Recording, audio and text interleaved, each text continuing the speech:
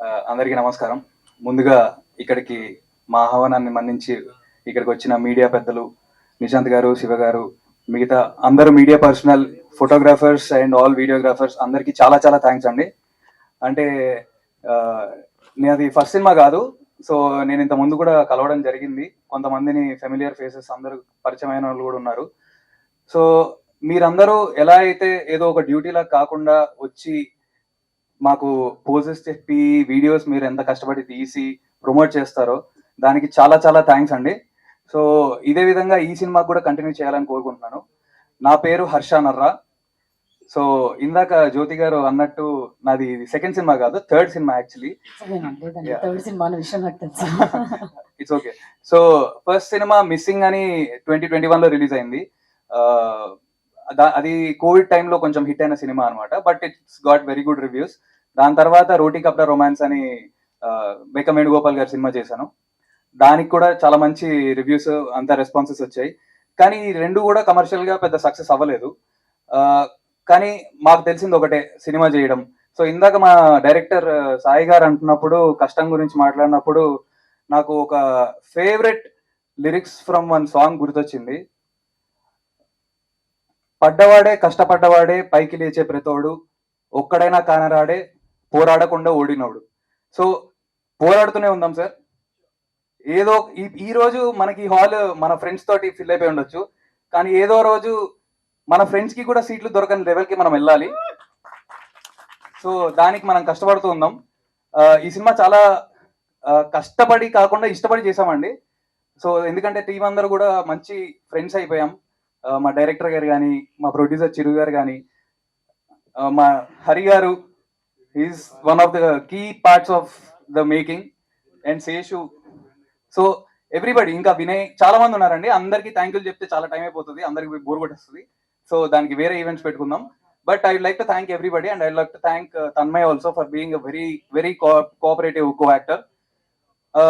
మీరు సాంగ్ చూశారు, మీకేమనిపించిందో మాకు తెలీదు, బట్ మీకు నచ్చిందని అనుకుంటున్నా. ఎందుకంటే నేనైతే చాలా ఎంజాయ్ చేశాను ఆ లిరిక్స్ కానీ అవి. Special thanks to Gopi Sundar గారు. చిన్న సినిమా అయినా సరే మంచి మ్యూజిక్ ఇచ్చారు మాకు. గోపి సుందర్ గారికి చాలా థ్యాంక్స్. అండ్ కిట్టు విశ్వప్రగడ గారు కూడా మంచి లిరిక్స్ రాశారు. చాలా అందరికీ అందరూ ఒక రిలేట్ చేసుకునే లిరిక్స్ లాగా ఉన్నాయి. బట్ ఇందాక తన్మయ్ చెప్పినప్పుడు మీరు అందరూ చప్పట్లు కొట్టారు, తనతో రిలేట్ అయిపోతారు, తనతో రిలేట్ అయిపోతారు పెళ్లి గురించి అని. బట్ సినిమా చూడండి, అందరూ నాకే రిలేట్ అవుతారు.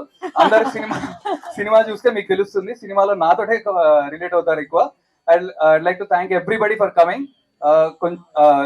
మా సినిమాని ఆదరిస్తారని కోరుకుంటూ thank you so much. Harsha garu, and special thanks to you also అండి. Thank you. సో ఇప్పుడు మీరు చెప్పండి, అసలు మీ ఒపీనియన్ ఏంటి పెళ్లి మీద, మ్యారేజ్ మీద? చేసుకుంటే బాగుంటుందా, బాగోదా? అంటే కంపానియన్షిప్ అయితే కావాలండి ఎవరికైనా సరే. ట్రూ.